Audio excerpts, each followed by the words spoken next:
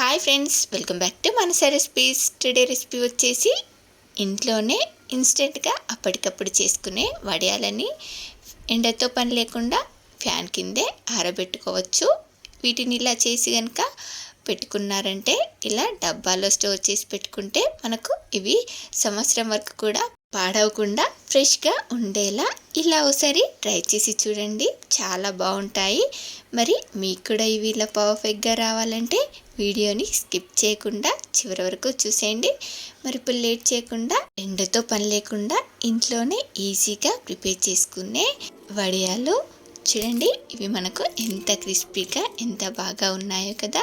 మరి మీరు కూడా ఒకసారి ఇలా తప్పకుండా ట్రై చేయండి. వీటిని చేసుకోవడానికి నేను ఇక్కడ బియ్యంని జల్లించగా వచ్చిన నూకలతో వీటిని ప్రిపేర్ చేస్తున్నాను. వీటికి బదులుగా బియ్యం రవ్వను కూడా యూస్ చేసుకోవచ్చు. దీన్నంతా కూడా ఒకసారి బాగా వాష్ చేసి 1కి 3 గ్లాసుల వాటర్ చొప్పున, అంటే నేను 2 గ్లాసులకి 6 గ్లాసుల వాటర్ని యాడ్ చేసుకొని ఉడికించుకుంటున్నాను. ఇవి ఇలా ఉడుకుతున్నప్పుడు దీనిలోకి ఒక అరకప్పు సగ్గుబియ్యంని, ఒక అరగంట సేపు నానబెట్టుకున్న సగ్గుబియ్యంని దీనిలోకి యాడ్ చేసుకొని ఇదంతా కూడా బాగా కలిసేలాగా మిక్స్ చేసి దీన్ని బాగా ఉడికించుకోవాలి. చూడండి, ఇది ఉడుకుతున్నప్పుడు దీన్ని ఇలా మధ్య మధ్యలో బాగా కలుపుకుంటూ ఉడికించుకోవాలి. ఇది ఇలా ఉడికిన తర్వాత ఇలా దగ్గర పడుతుంది. ఇప్పుడు దీన్ని ఇలా దగ్గర పడిన తర్వాత దీనిలోకి మీకు టేస్ట్కి సరిపడా సాల్ట్, 1 స్పూన్ వాము, ఒక 2 స్పూన్ల నువ్వులని యాడ్ చేసుకొని దీన్నంతా కూడా ఒకసారి ఇలా బాగా కలిసేలాగా కలిపి స్టవ్ ఆపేసి మూత పెట్టి చల్లారనివ్వండి. ఈ వడియాల్లో జీలకర్రకు బదులుగా వామును వేసుకుంటే మనకు వడియాలు సంవత్సరం పాటు పురుగు పట్టకుండా ఫ్రెష్గా ఉంటాయి.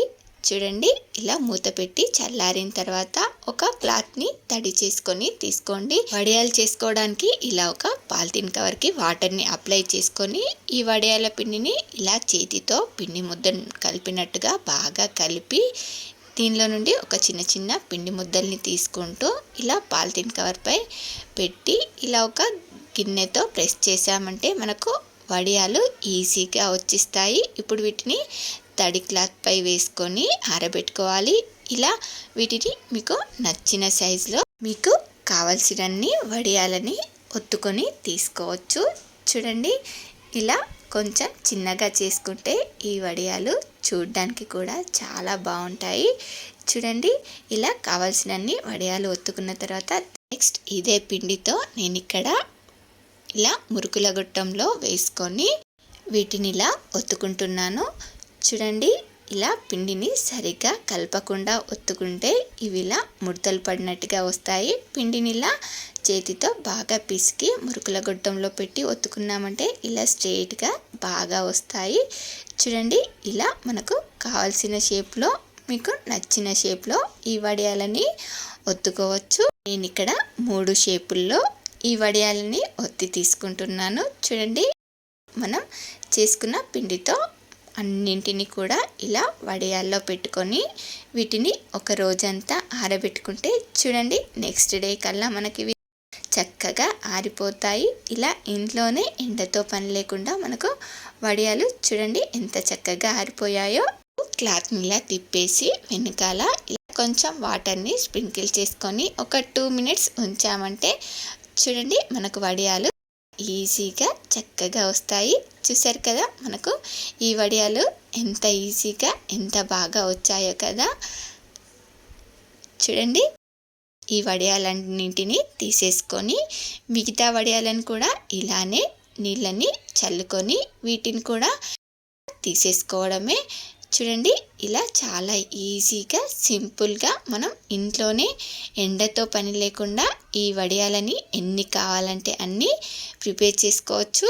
ఇలా తీసుకున్న వడియాలని చూడండి నేను ఇలా వీడియోలో చూపిస్తున్నట్టుగా ఒకే సైజులో కట్ చేసుకొని తీసేసుకోండి. ఇలా కట్ చేసుకోవడం వల్ల మనకు డబ్బాలో స్టోర్ చేసుకోవడానికి ఈజీగా ఉంటుంది. అలాగే ఫ్రై చేసుకోవడానికి కూడా చూడడానికి కూడా చాలా బాగుంటుంది. ఇప్పుడు వీటన్నిటిని కూడా మరొక రోజు ఆరబెట్టామంటే చూడండి మనకు ఈ వడియాలు ఎంత బాగా ఆరిపోయాయో. అన్నింటిని కూడా ఈ వడియాలన్నింటినీ మరొక రోజు ఆరబెట్టుకుంటే సరిపోతుంది. చూడండి ఆరబెట్టుకున్న వడియాలని ఆయిల్లో ఫ్రై చేసుకొని తీసేసుకోవడమే. వడియాలని మనం సింపుల్గా చేసి పెట్టుకున్నామంటే సంవత్సరం పాటు కూడా మనం పప్పు, రసం, సాంబార్ చేసుకున్నప్పుడు వాటిలోకి నంచుకోవడానికి చాలా చాలా బాగుంటాయి. వీటిని మీరు కూడా ఒకసారి ఇలా తప్పకుండా ట్రై చేసి చూడండి. మీరు ట్రై చేశాక మీకు ఎలా కుదిరాయో కామెంట్ బాక్స్లో నాతో షేర్ చేసుకోండి. అలాగే మీకు ఈ రెసిపీ కనుక నచ్చినట్టయితే ఒక లైక్ చేసి మీ ఫ్రెండ్స్ అండ్ రిలేటివ్స్కి షేర్ చేయండి. అలాగే మరిన్ని టేస్టీ అండ్ హెల్దీ రెసిపీస్ కోసం మానస రెసిపీస్ ఛానల్ని సబ్స్క్రైబ్ చేసి దాని పక్కనే ఉన్న బెల్ సింబల్ని క్లిక్ చేయండి. Thank you for watching my video.